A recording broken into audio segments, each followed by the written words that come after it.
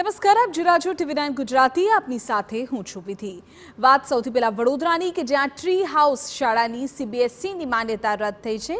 Tree હાઉસના સંચાલકો સામે લેન્ડ ગ્રેબિંગનો ગુનો નોંધાયો હતો.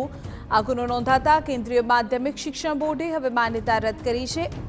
તે સંચાલકોએ બોર્ડને જાણ કર્યા વગર શાળા અમદાવાદના રમેશ દેસાઈને વેચી હતી. મંજૂરી વગર શાળા વેચાતા હવે કાર્યવાહી કરવામાં આવી છે. મંજૂરી રદ થતાં બાળકોના અભ્યાસને લઈને વાલીઓ અત્યારે ચિંતામાં છે.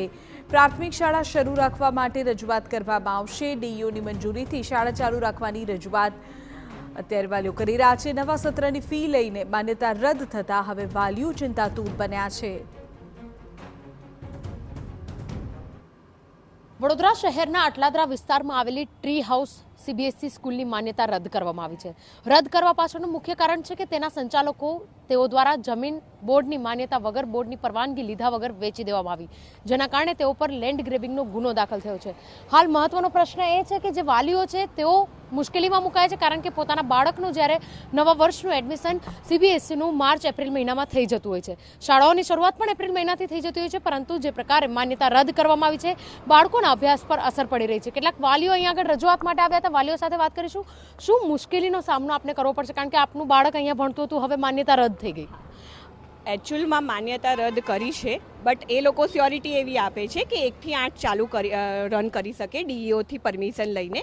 પણ તો બી અમને એ જ પ્રોબ્લેમ છે કે લઈને કરી શકે, કાલ ઉઠીને કંઈ પ્રોબ્લેમ થાય, આગળ કશું થાય તો છોકરાઓને એકદમ એડમિશન ક્યાં મળે. હવે એન્ડિંગ ટાઈમ પર છોકરાઓની મેન્ટાલિટી પણ પ્રોબ્લેમમાં છે. અત્યારે છોકરાઓ સફર કરી રહ્યા છે અને ફીઝનું જે ડિફરન્સ આવે, બીજી સ્કૂલ અમને કેવી રીતના રિસ્પોન્સ આપે, એ બધો પ્રોબ્લેમ અમને ફેસ કરવો પડે છે અત્યારે. એટલે અમને એ જ ટેન્શન છે કે તમે રન કરો, પણ એની સ્યોરિટી હજુ બી અમને નથી મળી. બિલકુલ રન કરવાની વાત કરે છે, પરંતુ જે કેન્દ્રીય શિક્ષા બોર્ડ છે, CBSE દ્વારા જ માન્યતા રદ કરી દીધી છે. શાળા ચાલુ રાખશે તો ભવિષ્યમાં તમારા બાળકનું રિઝલ્ટ, જે એમના હાથમાં ડોક્યુમેન્ટ્સ હશે, એને માન્ય ગણવામાં આવશે કે એમાં પણ મુશ્કેલી પડે? એના રિગાર્ડિંગ ત્યાં અંદરથી અમને કશું ક્લિયરિટી આપી નથી. એ ક્લિયર કરવા માટે જ આવ્યા હતા. 1 વીક પહેલાં અમે આવ્યા હતા ત્યારે અમને એવું કીધું હતું કે 1 અઠવાડિયામાં આનો નિકાલ આવી જશે અને નિકાલ આપણી ફેવરમાં જ આવશે. એ વાતને 1 અઠવાડિયું થયું અને નિકાલ એવો આવ્યો કે એપ્લિકેશન એમની કેન્સલ થઈ ગઈ 9 to 12ની.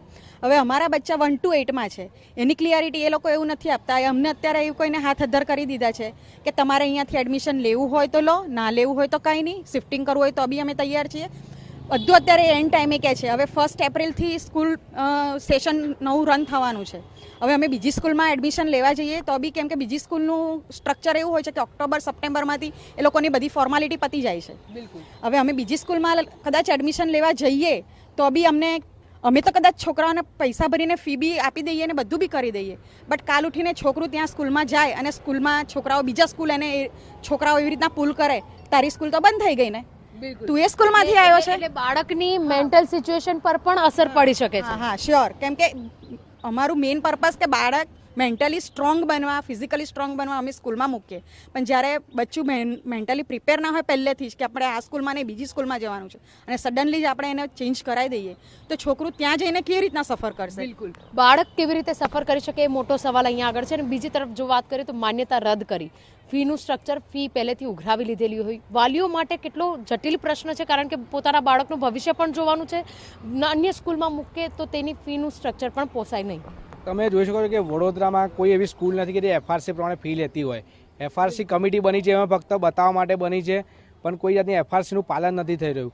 હવે આજે પેરેન્ટ્સે વાત કરી, હવે એમની છોકરી, મેં એમને વાત કરી, એમની છોકરી રડી રહી છે રાતથી કે હવે સ્કૂલ બંધ થઈ જશે, અમારે કઈ જવાનું. એટલે બહુ માનસિક અસર નાના છોકરાઓ પર પડી રહી છે. બીજી વસ્તુ કે સ્કૂલ સંચાલકોને ખબર જ હોય કે આવું થવાનું છે, કંઈ બી થવાનું, તો તમે રોલ ઓવર ફીસ શા માટે લીધી? વાલીઓ પાસેથી રોલ ઓવર ફીસ લીધી. સાથે સાથે જે છોકરાઓ જે એડમિશન છે એ લોકોને ઓનલાઈન, જે બંધ છે ઓનલાઈન 7,400ના બુક્સ લીધા છે બધાએ.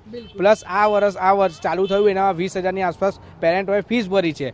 તો મારી રજૂઆત પ્રિન્સિપલને છે કે આ બધું તમારે પરત આપવું પડશે અને સાથે સાથે એડમિશન કરવાની જવાબદારી પણ તમારી રહેશે.